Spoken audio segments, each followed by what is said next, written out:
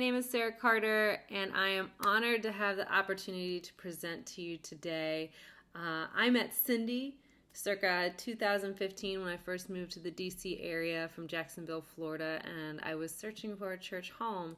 She was leading one of the small groups that back then, I think it was called DC Metro or Metro DC or whatever. Now it's called Celebration Church DC, and back then she was leading this small group that I joined, and we've been, connected ever since. So she asked me to help out while she's away on a cruise, and I'm more than happy to do that.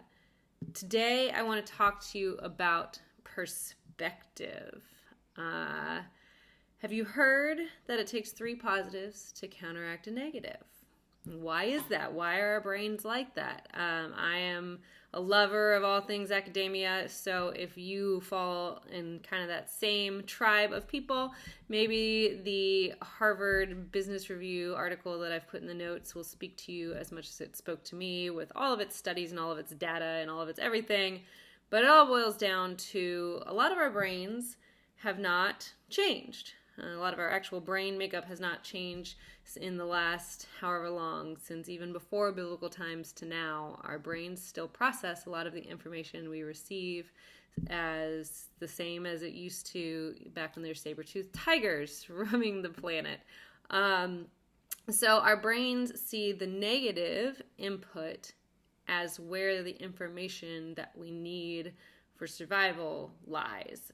And it sees the positive, just kind of those comfortable things and that we should note, but it's not nearly as important as this negative thing. Modern society, like I said, isn't riddled with the same fight or flight obstacles as were in biblical times. Bears, lions, saber-toothed tigers are not on our daily commute to the supermarket, but our brains still take that in, still take in information like those things are still out there. So we are all very hardwired to focus on the negative or the urgent part of a situation because of this. I challenge you to think of it, though, that if you focus on these negative or urgent matters, you could be missing the faith in the moment if you let that old brain lead. So that's where the discussion on perspective comes in, that if you're allowing this old brain to just constantly lead, that you may be missing those faith moments. I'm going to tell you 4 stories today where the blessings in the stories come from or after the negatives in them. A very, very quick example, not one of the 4 stories, but one to kind of make you think, maybe Sarah's onto something, is remember the story of Mary and Martha in the Gospels, where Mary is enraptured at Jesus' feet over the stories that he's telling, and Martha's cleaning. And Martha comes in and kind of admonishes Mary, like, what are you doing down here listening to these things? You need to be helping me. And Jesus tells her, well, no, she gets it.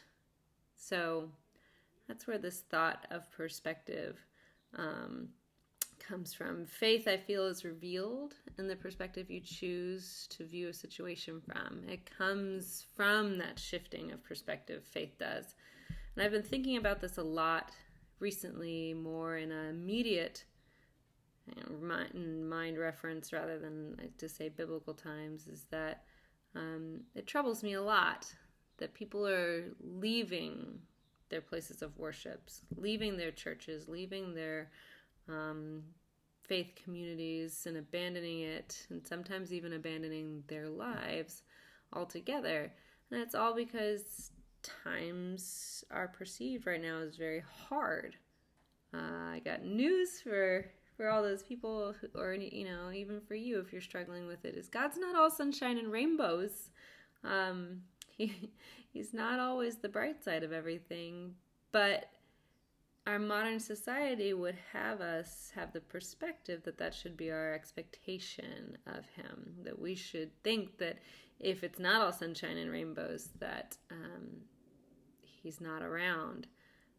Because, like I said, we're hardwired to find and focus on the negatives. So, in these stories that we're going to talk about, we're going to really flip the coin and focus on the other side of the discussion. And hopefully at the end, we'll go out with a parting question that I hope will have some new light for you. So the first story I want to tell you about is a personal story of me and my beautiful prized possession. I have a 1965 baby blue Mustang with white interior. She and I have been acquainted for the last about 22 years. Yes, she has a name.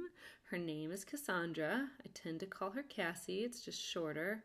And I had missed her for the last 3 years while we were in Japan. My husband's in the Marine Corps, and so our orders took us to Japan, and I could not bring Cassie with us. So she lived with my dad down in Florida for the last 3-ish years. When we moved up here, I had him bring Cassie up via the car train from Orlando, Florida to Virginia. And all was going well until one day we noticed that there was a little bit of an oil leak. So we needed to find a shop. I hadn't really done any looking around for it, and I really needed to get on that. So I started looking for a shop. Started looking for shops that really focused on Mustangs and thought I'd found the perfect place. The place really, that was their focus. Mustangs of all years. They did all of the work in-house. They tried to use all American-made parts, which I thought was great. So I really thought I'd found a great place. Well, I took her up on the Friday after Thanksgiving, and all seemed to be going well until I stopped really hearing from the shop. And I started to wonder what was up, so I started calling them, and every time I called, I received just emails back.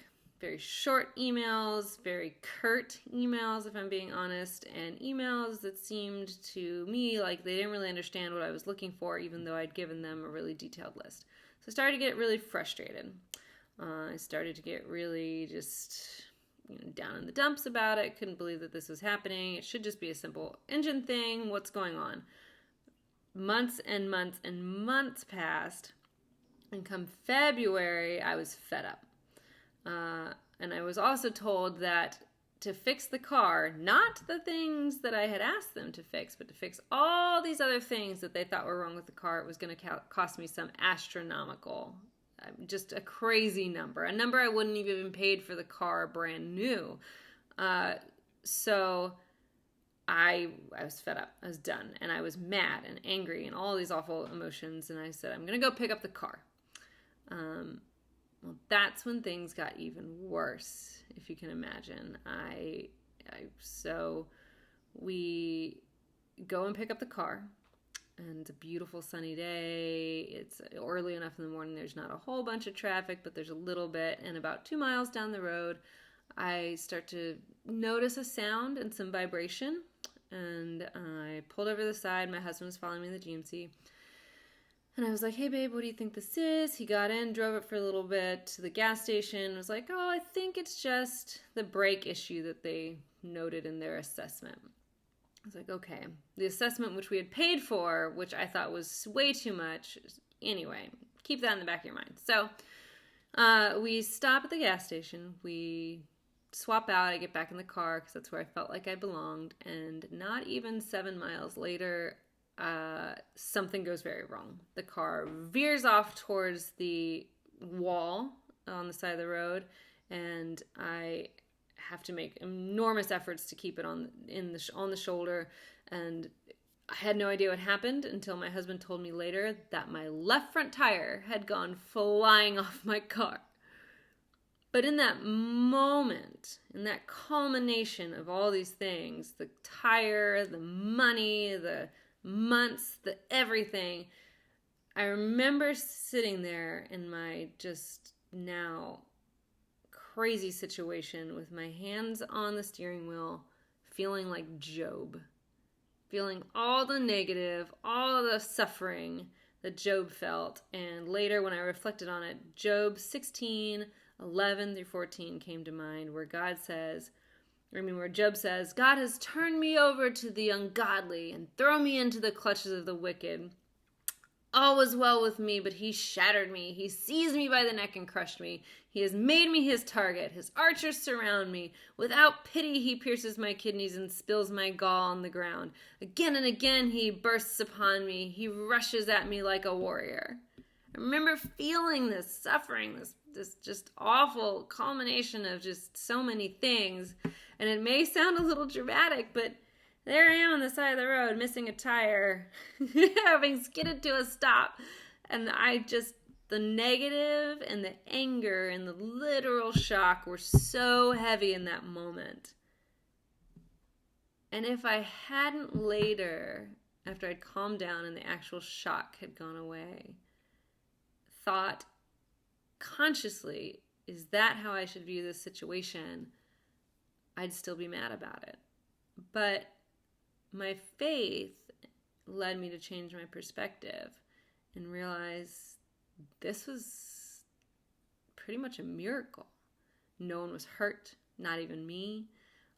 There's actually minimal damage to the car, which the shop ended up fixing the little bit of the car that was damaged and charging nothing, and it would have probably cost as much as I'd already paid them if I had taken it someplace else. So perspective, right? In the moment, this intense anger and this just everything else, faith was tried and faith prevailed, because later when I realized that no, this was God. I could have stayed in that fleshy kind of feel that, oh, this was my Navy pilot training that saved me, that, and I could have kept on down my angry path, but I knew better. And then on top of the Job feeling, I reflected upon the story of the fiery furnace in Daniel 3:25. It's like, look, I see 4 men walking around in the fire, unbound and unharmed, and the 4th looks like a son of the gods. God was totally with me there in that car that day. He had me.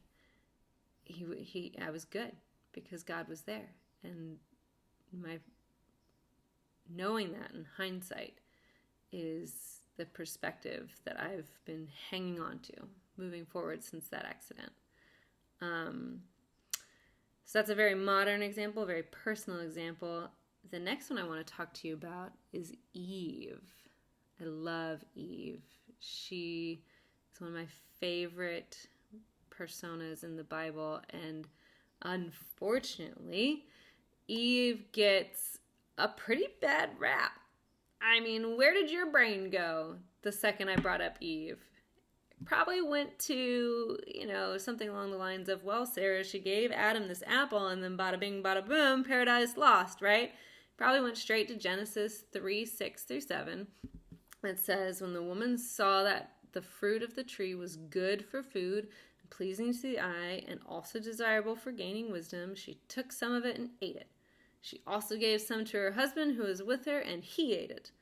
Then the eyes of both of them were opened, and they realized they were naked, so they sewed fig leaves together and made coverings for themselves, and the rest, as they say, is history. That's typically where our old hardwired negative brains go when we think about Eve, but she was so much more. Eve was designed just for man by God. I mean, whoa. She was designed to be a helper, a companion, a sounding board, a lover. All of these things she was specially created for. And she was so strong. Think about it. So after this paradise lost, after this fall, right, what does God do? God comes in and says in Genesis 3:16 to the woman, I will make your pains in childbearing very severe. With painful labor, you will give birth to children. She knows this. She knows that it's going to hurt every time. And yet we know she still does it at least 3 times. Cain, Abel, and Seth. Probably more. One could extrapolate because of the time and the everything, that the population growth. But those three we know for sure. So knowing that how much it's going to hurt, she was strong enough to still persevere and take on this burden and still bring children into this world. When you think about it from that perspective, Eve set the stage of strength for every woman ever since who's chosen to give birth. We all know. I have one child. I know. We all know that this is God decided that this is going to hurt. And we could say, and some people do, which is, there's no judgment there. Some people say, and Eve could have said, no thanks, to see, to try to call God's bluff, if you will. But no, she was strong enough to say, nope, still doing it. So from that perspective, that's where faith is. I think it's an amazing act of faith that she continued on, and that women still do, myself included.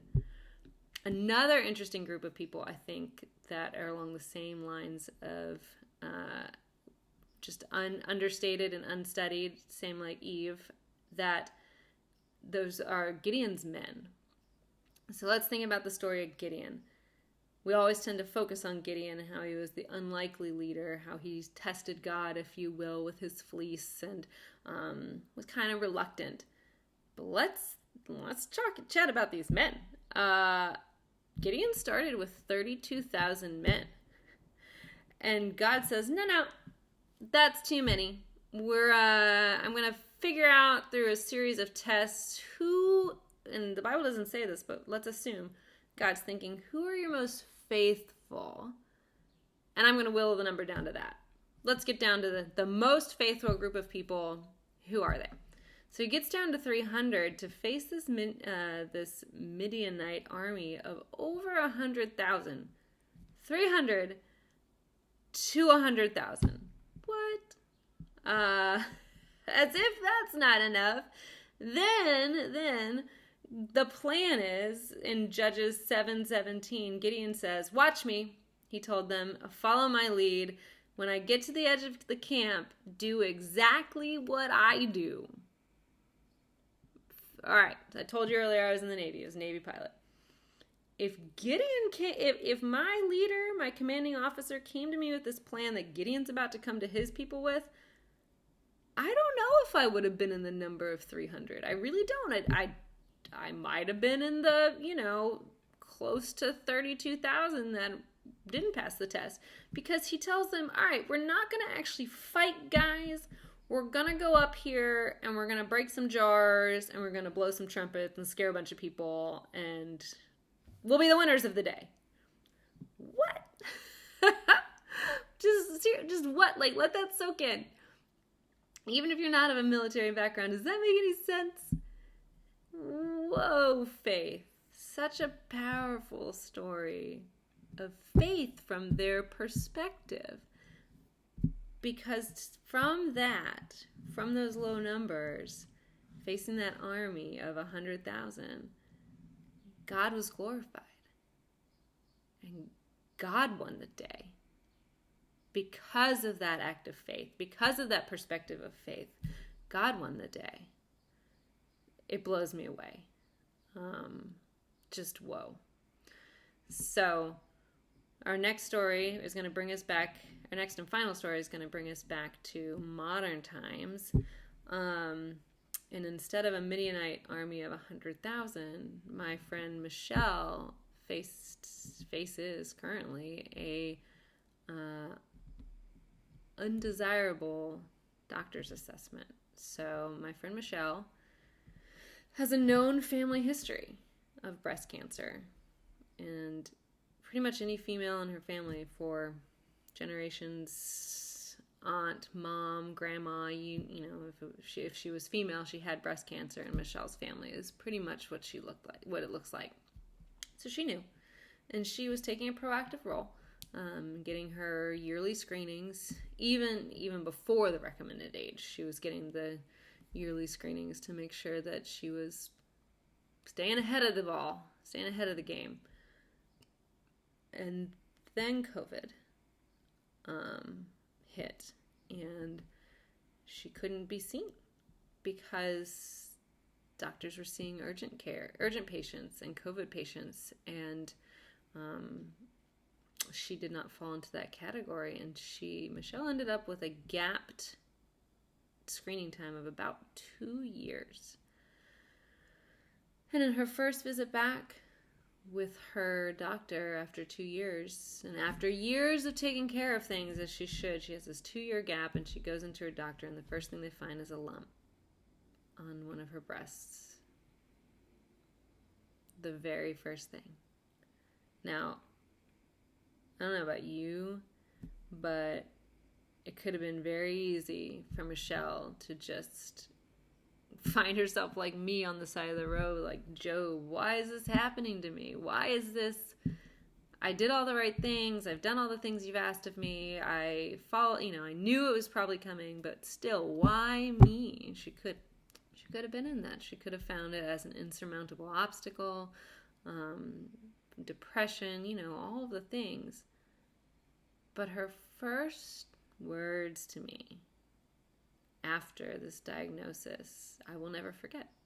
And you might not after this either. Her first words to me were, I'm so glad I was diagnosed now and not 2 years ago. Isn't God's timing funny? I know I laughed. I know I just chuckled. Isn't God's timing funny?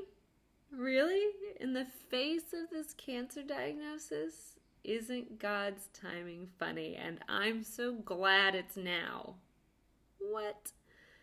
But then when I really sat with that and thought about it and talked it out with her, she's totally right.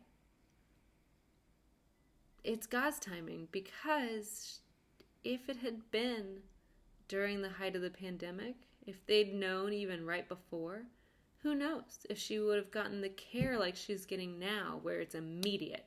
It's almost just 2 weeks it took them to schedule her for a procedure. Who knows if they'd found it right at the beginning of the pandemic? It could have been months. It could have been, who knows how long.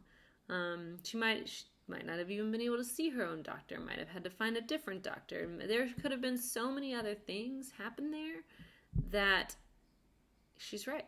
God's timing is kind of funny. And just the way she chose to look at it like that really brought me images of Jesus in Gethsemane, praying in Matthew 26:39, my Father, if it is all possible, may this cup be taken from me. Yet not as I will, but as you will. So, yeah, no one wants cancer. Michelle absolutely prayed the prayer of, don't let this happen to me. I'm doing all the right things, God. I'm getting it checked on. But please don't let this happen to me. But if it does, if it is your will, it's your will and your timing. And perspective. So much perspective there that she chose to take that viewpoint. So it's kind of a wrap up. Faith is revealed in the perspective that you choose. My car situation has brought me closer to God for sure. I initially didn't see it, but then when I did, I have not stopped telling people. I'm sure Cindy's probably heard this story like 4 times. Because it's so impactful. And then Gideon and Eve, wow. Just the strength of those people when you view it from the other side of the story, not from the negative side that we all kind of immediately jump to, but the other side, the other perspective, when you view it from that lens, just wow, the strength. Knowing that the reality and numbers are against them, and still they persisted. Amazing. And Michelle, still wow. I'm glad, really. I'll never forget it. I hope you don't either, that it's all about perspective. So my question and my challenge for you is, what's a situation in your life that you're facing, or a family member's facing, or that you anticipate happening, where it's tempting. It's tempting of that old part of your brain to hang on that negative But if you shift to that positive perspective and that faith can shine through, what situation is that? Where can you look for it, for opportunities for a faithful shift, if you want to call it that? Yeah. So I hope this gave you something to think about as you move forward in the rest of your week. And thank you for giving me the space to give you my thoughts. I look forward to seeing you again soon. And until then, many blessings.